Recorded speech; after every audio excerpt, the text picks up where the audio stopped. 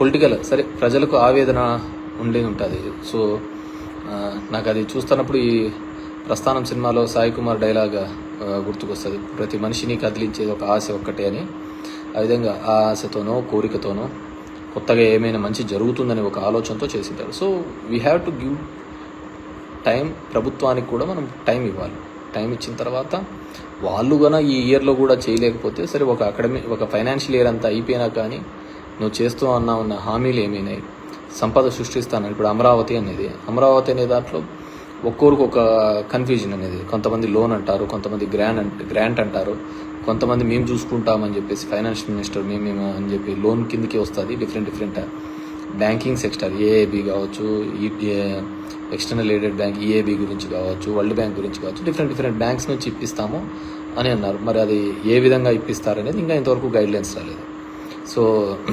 So ఆ విధంగా ఉంది. దానిల మీద కూడా క్లారిటీ లేదనమాట. సో ఓవరాల్గా we have to give, because మనకు చేస్తామనేది ఎటువంటి ట్యాక్సేషన్ లేకుండా, కొత్తగా ట్యాక్సులు విధించకుండా, పెంచిన కరెంటు ఛార్జీలు తగ్గిస్తామని, పెరిగిన ఛార్జీలు తగ్గించి, ఎటువంటి ట్యాక్సే లేకుండా సంపద సృష్టించి వాటి ద్వారా పథకాలు ఇస్తామని చెప్పేసి. సో మనం 2 నెలల్లోనే అద్భుతాలు జరుగుతాయనుకోవడం కూడా తప్పే, అద్భుతాలు చేస్తారనుకోవడం కూడా తప్పే. సో అది చంద్రబాబు నాయుడు గారు చేస్తారనేది ఇంకా పెద్ద తప్పవుతుంది. So we have to give time for them. And దాని లోపల కొన్ని చోట్ల ఈ గొడవలు కానీ ఇలాంటివి కానీ ఇట్స్ ఎ గుడ్ కల్చర్ కాదు అనేది మా భావన.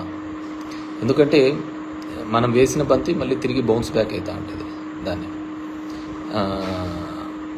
సో అది మళ్ళీ వెనక్కి వస్తూ ఉంటుంది. సో అది చాలామంది మనల్ని ఎంకరేజ్ చేయొచ్చు, ఎంటర్టైన్ చేయొచ్చు, ఇలాంటివి చేయండి అని చెప్పేసి. మళ్ళీ అది రివర్స్ వచ్చినప్పుడు వాళ్ళు ఎవరు మనకు కనపడరు అనమాట. సో అవన్నీ కూడా మనం జాగ్రత్తగా, మన మాట తీరు, ఇదన్నీ కూడా జాగ్రత్తగా ఉంటే మనకి కూడా బాగా పీస్ఫుల్గా ఉంటుంది అనమాట. సో అంటే బేసిక్గా నేనేంటంటే మన వాళ్ళు వైసీపీ క్యాడరు వీళ్ళంతా చూడన్నా ఇట్లా చేసినాడు అని ఈ సోషల్ మీడియా ప్లాట్ఫామ్స్లో దీనిలో పెడుతుంటే, సరే మనం కొద్దిగా టైం ఇవ్వాలా, టైం ఇచ్చిన తర్వాత చూద్దాం వాళ్ళ సంగతి అని చెప్పేసి. అదేవిధంగా అమ్మఒడి తీసేసి తల్లికి వందనం అనేది ఇలాంటివన్నీ పెట్టడం ఇంకా ఇప్పుడు లేదు, నెక్స్ట్ ఇయర్ అంటున్నారు. చూద్దాం నెక్స్ట్ ఇయర్కి ఏ విధంగా చేస్తారు. బేసిక్గా నేను జగన్మోహన్ రెడ్డి ఇప్పుడు ప్రభుత్వంలో ఒక ఎమ్మెల్యేగా కావచ్చు అబ్జర్వ్ చేసినది ఏంటంటే, జగన్మోహన్ రెడ్డి గారు ఎక్కడా కానీ ఫ్రీబీస్ ఇవ్వలేదు. అందరూ ఏం చేస్తున్నారంటే ఉచితంగా పథకాలు పంచుతున్నాడు అనే ఒక తప్పుడు భావం తీసుకొని రాగలిగినారు. కానీ ఆయన ఎప్పుడూ కూడా ఉచితంగా పథకాలు ఏది ఇవ్వలేదు. అమ్మఒడి ఇచ్చినాడు అంటే స్కూల్లో పోయే డ్రాప్అవుట్స్ తగ్గినాయి, స్కూల్లో జాయిన్ అయ్యే వాళ్ళు పర్సంటేజ్ పెరగడం జరిగింది. నాడు నేడు చేసినారంటే ఒక గవర్నమెంట్ ఇన్స్టిట్యూట్ని డెవలప్ చేసే కార్యక్రమం చేసినారు, ప్రైవేట్ ఇన్స్టిట్యూట్ని కాకుండా ఇది. సో అది అమ్మఒడికి అనేది ఉపయోగపడింది. విద్యా దీవెన, వసతి దీవెన అంటే హైయర్ ఎడ్యుకేషన్లో చదువుతున్న పిల్లలకు ఉపయోగపడింది. సో వాళ్ళందరికీ అర్థం కాలేదు హైయర్ ఎడ్యుకేషన్లో చదివే దానిలో ఆ డబ్బులంతా జగన్మోహన్ రెడ్డి ఫీజుల రూపం ద్వారా మన అమ్మద అకౌంట్లోకి వేస్తున్నాడు అనే విషయాన్ని గుర్తించలేకపోయి ఉండొచ్చు, ముఖ్యంగా దీనిలో యువతకు చూస్తే. అదేవిధంగా మహిళా సంఘాలకు డబ్బులు ఇచ్చినాడు అంటే ఎస్, అంతకుముందు రుణమాఫీ అనే పేరుతో ఎక్కడైతే మోసపోయిన మహిళా సంఘాలు ఉన్నాయో అవి ఏ గ్రేడ్ నుంచి డి గ్రేడ్కి వచ్చినాయి. దాన్ని మళ్ళీ అప్లిఫ్ట్ చేయడానికి కోసమే దాన్ని డి గ్రేడ్లోకి నుంచి ఏ గ్రేడ్లోకి తీసుకొని రావడం జరిగింది.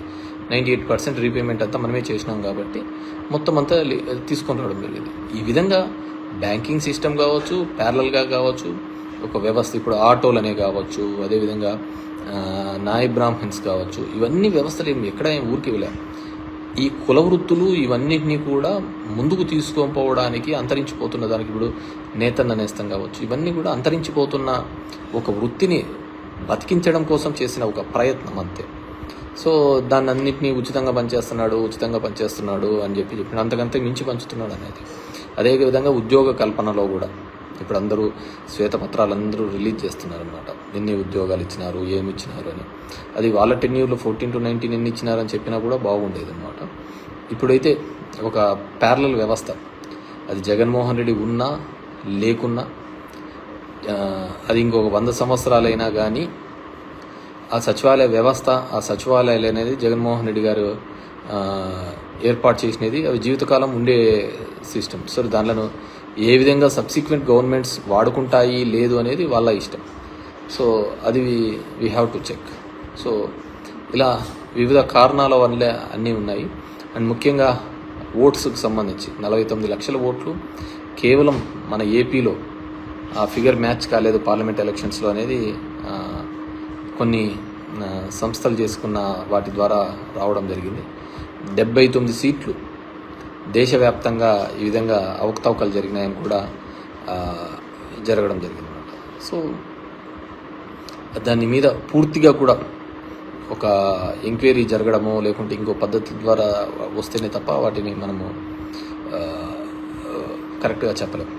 ఎవరో చెప్తున్నారు ప్రజలు ఆశపడి మోసపోయినారట. మనిషిని బతికిచ్చేదే ఆశ. సో ఆ ఆశ పడ్డంలో తప్పు లేదు. అది నెరవేరుస్తారా లేదా అనేది తర్వాత ఇట్స్ వాళ్ళ ఇదన్నమాట. We have to see. పాపం ముఖ్యంగా రాయలసీమ ప్రాంతంలో అయితే వర్షాలు లేక రైతులు ఇబ్బంది పడుతున్నారు, పనులు లేక ఇబ్బంది పడుతున్నారు. చాలా ఇబ్బందికరమైన పరిస్థితులు ఉంది.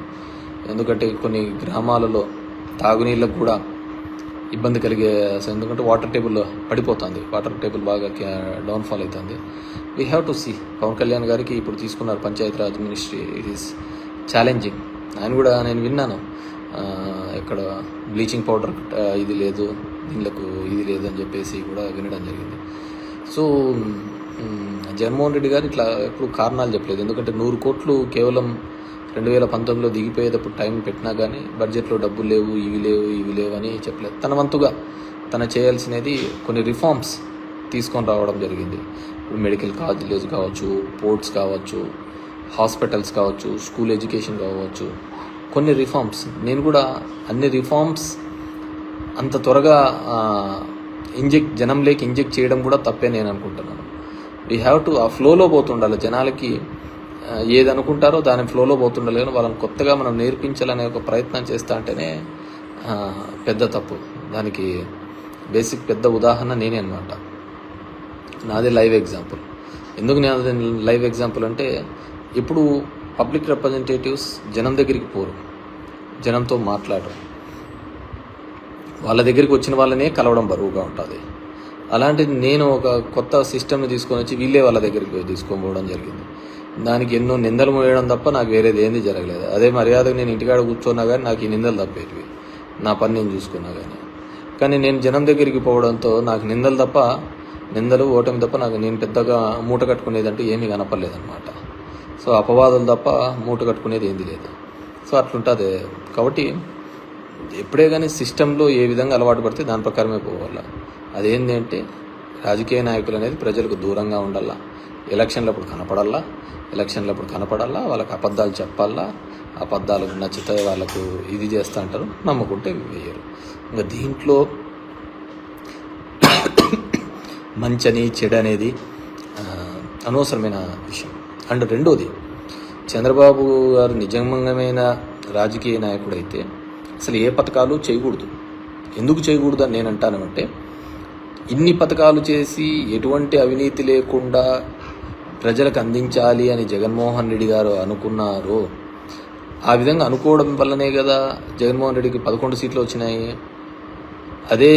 అదొక పొలిటికల్ లాగా చేసి ఇంకో విధంగా చేసింటే ఇప్పుడు అందరూ అదే చెప్తున్నారు కదా, వాలంటీర్ అనే వ్యవస్థను తీసుకొని రావడం ద్వారానే పార్టీకి దానికి దూరం అయిపోయింది అనేది అందరి యొక్క భావన. సో వాలంటీర్ వ్యవస్థ ద్వారా అవినీతి లేకుండా చేయాలి అనేది జగన్మోహన్ రెడ్డి యొక్క ఆలోచన. అది నచ్చలే జనాలకు. లేదు మేము ఇలాగే తిరగల్లా, మేము అందరి రాజకీయ నాయకుల ఇళ్ళ దగ్గరికే పోవల్లా, తిరగల్లా, ఇవ్వల్లా, మమ్మల్ని సతాయించల్లా, అప్పుడు కానీ మాకు ప్రభుత్వం నుంచి అందకూడదు అనే పద్ధతిలో ఆలోచించినారు. So we have to accept. So ఇప్పుడు గన చంద్రబాబు నాయుడు గన పథకాలు గన ఇవ్వడం మొదలు పెడితే అందరూ అంటారు కదా, ఏమని అంటారు, జగన్ రెడ్డి బాగా చేసినారు లేప, జగన్ రెడ్డి చేసిన దానికి మీరేం చేసినారు, ఇప్పుడు నేను చేసినా అవే చేస్తాము, కాబట్టి నా స్టైల్ వేరు అనే తన స్టైల్లో తన ఫంక్షనరీ మొదలు పెడతాడు. సో అదే ఫంక్షనరీ ఇప్పుడు మొదలు పెట్టినాడు అని నేను అనుకుంటున్నా. తన మళ్ళీ తన ఫంక్షనరీ తన మొదలు పెట్టాడు అని నేను అనుకుంటాను. సో నిజంగా అంటే అప్పుడు ఒక మోడల్ అయ్యేది.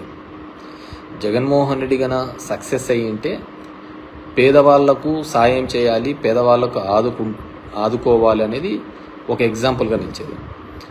ఇప్పుడు ఆయన చేసిన తర్వాత కూడా ఓడిపోయినాడు కాబట్టి, తన పార్టీ రాలేదు కాబట్టి, సో అది నెక్స్ట్ జనరేషన్స్కి అది ఎప్పుడు ఒక ఎగ్జాంపుల్ కానే కాదు.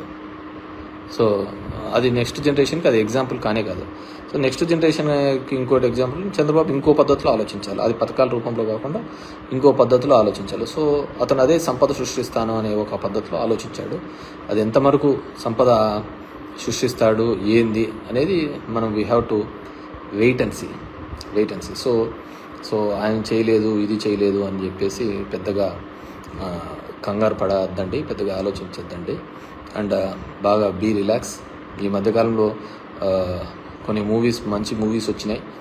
కల్కిను, మహారాజా, ఇట్లా నాకు ఆ సినిమాలు కూడా గుర్తుకొస్తాయి. ఏమన్నా పన్నా జగన్మోహన్ రెడ్డికి చెప్పండి, టికెట్ రేట్లు తగ్గియాలా అని చెప్పేసి పడి ఆ సినిమా వాళ్ళతో అందరితో నిష్ఠూరాలు తప్ప వేరేది ఏమన్నా ఉందా? ఎవరు లైఫ్ వాళ్ళు ఉంటాండ్రి. ఆ టికెట్లు తగ్గేలా, సామాన్యులకి ఇది కావాలా, అంతంత రేట్లు ఉండకూడదని ఆయన ఏదో పడినాడు. పడితే అందరితో ఈరోజు నిష్ఠూరాలు తప్ప వేరేది ఏమన్నా మూట కట్టుకున్నాడు. ఆయన ఏం మూట కట్టుకోలే కదా, అలా ఉంటుంది. సో ఎప్పుడైనా కానీ జనాలకు ఆ రోజు అది అవసరం ఏం లేదు. బ్లాక్లోనే టికెట్ పెట్టుకొని కొనుక్కొని పోతారు ఫ్యాన్స్కి వాళ్ళ సినిమాలో వస్తే. అలాంటిది నువ్వు ఆ టికెట్ తగ్గిమని చెప్పడానికి చెప్తే వాళ్ళు ఎందుకు యాక్సెప్ట్ చేస్తారు? So it's craze. మనం వాళ్ళకి తగ్గిస్తున్నాము ఇదేదైనా వాళ్ళు ఆలోచించరు. ఆ విషయం గురించి వాళ్ళకి తెలియదు కదా, మంచి చేస్తున్నాము అనేది. వాళ్ళ సినిమా ఫ్యాన్ ఎంతైనా పెట్టిపోవాలా అనేది వాళ్ళ ఆలోచన. మనం ఎవరు వాళ్ళ ఆ రేటు తగ్గించాలనేది అలా అనుకున్నాము. అందరితో ఒక ఇండస్ట్రీతో అందరితో కూడా మనం చెడు మూట కట్టుకోవడం జరిగింది. నా ఎస్సీలు, నా ఎస్టీలు, నా బీసీలు అని అన్నారు. మిగతా ఆ సెక్షన్ ఆఫ్ ది పీపుల్ నీతో సెయిల్ అయినారో లేదో తెలియదు, కానీ మిగతా సెక్షన్ ఆఫ్ ది పీపుల్ అందరూ కూడా నెగిటివ్ అయినారు కదా, వాళ్ళైనా మేము వద్దా అని. పోనీ ఎవరినైతే భుజాన్ని ఎత్తుకున్నారో వాళ్ళన్నా మనతో తోడొస్తున్నారా? తోడొచ్చింటే ఈ పరిస్థితి అయితే ఉండేది కాదు కదా. తోడొస్తే ఈ పరిస్థితి అయితే ఉండేది కాదు కదా. సోషల్ ఇంజనీరింగ్ అనే కాన్సెప్ట్ తీసుకొని వస్తుంది. ఓసీలకు జనరల్గా వచ్చిన సీట్లను కూడా బీసీలకు ఇచ్చినాడు. ప్రతి ఇద్దరు వైస్ ఎంపీపీలు ఉంటే ఒక వైస్ ఎంపీపీ ఖచ్చితంగా బీసీ కానీ ఎస్సీ కానీ ఉండాలి, మహిళ కానీ ఉండాలి అన్నారు. సో హీ వాంట్స్ టు ఒక revolution. These are all accept చేసుకోవడానికి పబ్లిక్ లేరు. పబ్లిక్ ట్రెడిషనల్గా వచ్చే పద్ధతినే యాక్సెప్ట్ చేశారు తప్ప ఇవన్నీ వాళ్ళు యాక్సెప్ట్ చేసుకోవాలా అనే పద్ధతికి ఆలోచించుకోలేదు. అరే మన కోసం ఒకడు ఆలోచిస్తున్నాడు, నా బీసీ, నా ఎస్సీ, నా ఎస్టీ మా గురించి ఒకరు ఆలోచిస్తున్నారు అనేది ఆలోచించలేదు. సో ఇట్స్ వర్టికల్లీ పార్టీ లైన్లో డివైడెడ్గా ఉన్నప్పుడు అవన్నీ ఆలోచించలేము. జగన్మోహన్ రెడ్డి ఆలోచించినాడు. సో ది మిగతా సెక్షన్ ఆఫ్ ది పీపుల్లో అది ఖచ్చితంగా ఒక నెగిటివ్గానే కనపడింది వాళ్ళకు. సో అది ఇంకా స్ట్రెస్ చేయడంతో ఇంకా ఎక్కువ ఉంది. పోనీ మమ్మల్ని ఓన్ చేసుకుంటున్నాడు కదా, మమ్మల్ని ఏ ముఖ్యమంత్రి కూడా ఏ పార్టీ కూడా ఇన్ని పదవులు ఇచ్చి ఈ విధంగా మమ్మల్ని దగ్గరగా చేసుకున్నారు కదా అనే ఫీలింగ్ వాళ్ళు కూడా ఎక్స్ప్రెస్ చేయలేరు. వాళ్ళు కూడా చూపించలేదు అన్నమాట. మమ్మల్ని ఇంతగా చేసినారు కదా, మాకు ఈ విధంగా ఒక రాజ్యాంగబద్ధమైన పదవులు ఇచ్చినారు కదా, సరే ఆ పదవులకు ఏ విధంగా ఉంది ఏముంది అనేది తర్వాత. ఎంతోమందిని పక్కన పెట్టి ఇచ్చినాడు మమ్మల్ని, వాళ్ళకు వచ్చిన ఆపర్చునిటీని కూడా తీసేసి మాకు ఇచ్చినాడు కదా, సో మనం ఉండాలి కదా అనేది కూడా లేకపోయిందనమాట. సో దీంట్లో మనిషి ఒకటి ఆశ కోరికలు దీని మీద తప్ప వేరేది ఏది కానీ దీంట్లో కనపడదన్నమాట. సో మనము అంత చేసినా కానీ ఏ విధమైన పరిస్థితి కనపడలేదు. So I wish everyone be positive. This 4 years we have to go ahead. YCP వాళ్ళందరికీ కూడా, సో అందరూ కూడా బీ పాజిటివ్. సో ఉంటారు పాపం. జగన్మోహన్ రెడ్డి గారిని ఆలోచించండి. ఇంట్లో వాళ్ళు అతన్ని ఇబ్బంది పెడుతూ, బయట చంద్రబాబు నాయుడు ఇబ్బంది పెడుతూ, పైన బీజేపీ ఇబ్బంది పెడుతూ, ప్రతి ఒక్కరూ ఏదో విధంగా అతన్ని క్రష్ చేయాలా అని వాళ్ళ అహాన్ని చూపించుకోవాలనే ఒక ప్రయత్నం చేస్తున్నారు.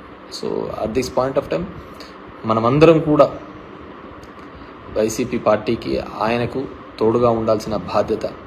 నాకు తెలిసి ఆయన ఎవరికే కానీ తెలిసి అయితే నష్టం జరిగిండదు.